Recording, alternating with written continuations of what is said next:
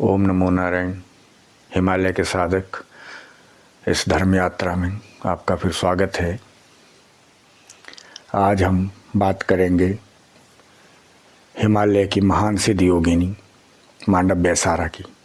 जी हाँ, मंडी की राजकुमारी मांडव्य सारा का मंडी के राजघराने से घनिष्ठ संबंध रहा।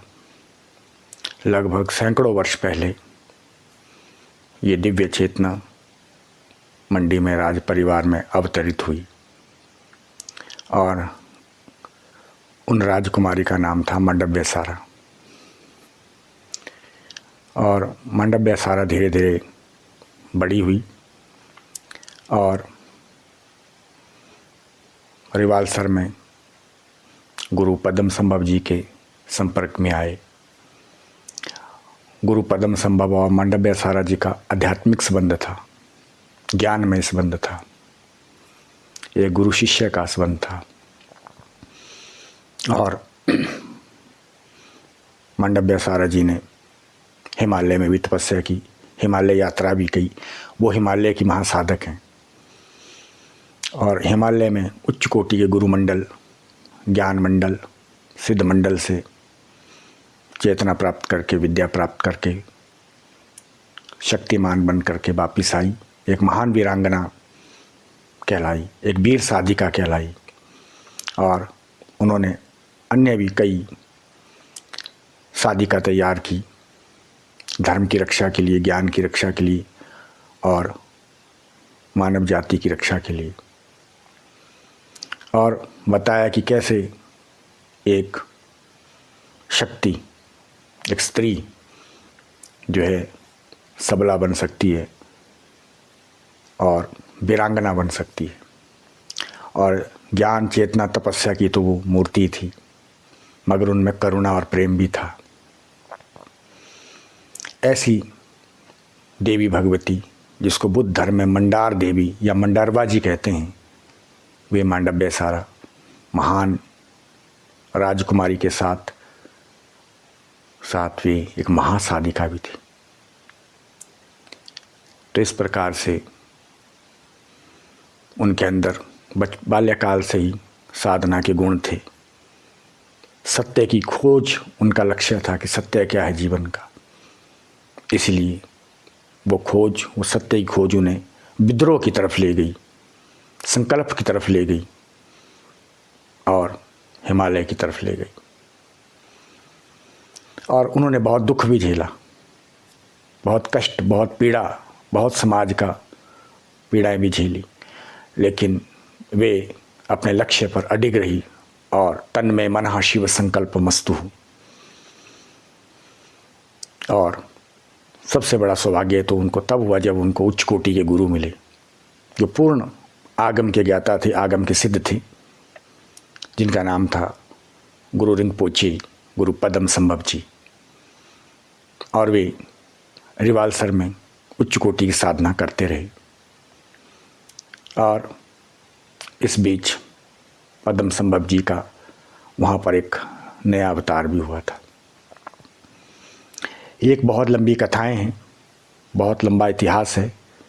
उस विस्तार में न जाता हुआ, व्यास ना करता हुआ समास विधि से संक्षिप्त में इसकी चर्चा आपसे कर रहे हैं, क्योंकि इतने महान साधकों को शब्दों में बांधना बहुत मुश्किल नहीं, नामुमकिन होता है, क्योंकि उनका जीवन दर्शन बड़ा रहस्यमय होता है, बहुत दिव्य होता है।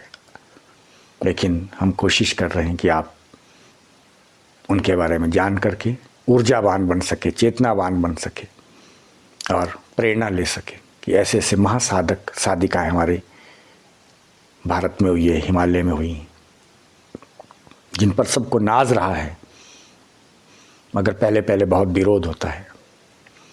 तो इस प्रकार से उन देवी मांडव्य सारा जी का, जो कि अपने आप में महान सिद्ध योगिनी है, और उनका वहाँ तपस्या स्थली है रिवालसर में भी, गुफाओं में, पद्म संभव जी के सानिध्य में। उनके स्वरूप, उनके चरण वहाँ पर हैं। और मंडी में भी मांडव्यसारा जी का एक सुंदर छोटा सा मंदिर है। हम करीब उस मंदिर में पिछले 15-17 साल से जाते रहे हैं और मांडव्यसारा जी के उस शक्ति स्थल पर हमने साधनाएं की हैं, मंत्र जाप किया है, पूजा की है विश्व कल्याण के लिए, विश्व शांति के लिए। उन महादेवी से प्रार्थना की है कि विश्व शांति रखें, आशीर्वाद रखें। और कैसे एक राजकुमारी से महान तपस्विनी और तपस्विनी से फिर महादेवी बन गई, उसके पीछे उनकी बहुत संघर्ष की कहानी है जो कभी मौका मिला तो सुनाएंगे। तो इस प्रकार से हम लोग वहाँ जाते, हमारे साथ मंडी के कुछ अच्छे 4-5 अच्छे साधक जुड़ गए थे, हमें मिल गए थे। तो उन्होंने भी परिचय करवाया था 15-20 साल पहले हमें कि ये मांडव्यसारा जी का मंदिर है, स्थान है। तो हम लोग वहाँ पर दर्शन के लिए, साधना के लिए जाते रहे।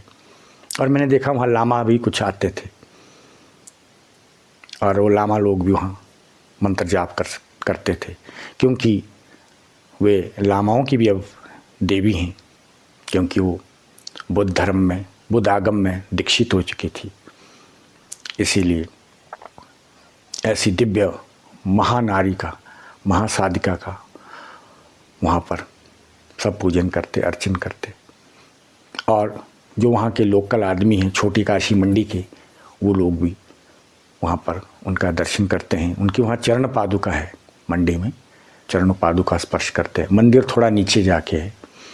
तो उस प्रकार से उस महादेवी का हम लोग कई बार दर्शन किया है।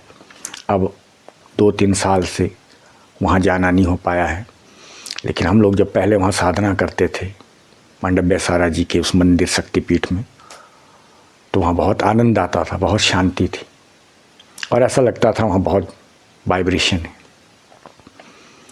वहाँ पर बहुत ही शांति है।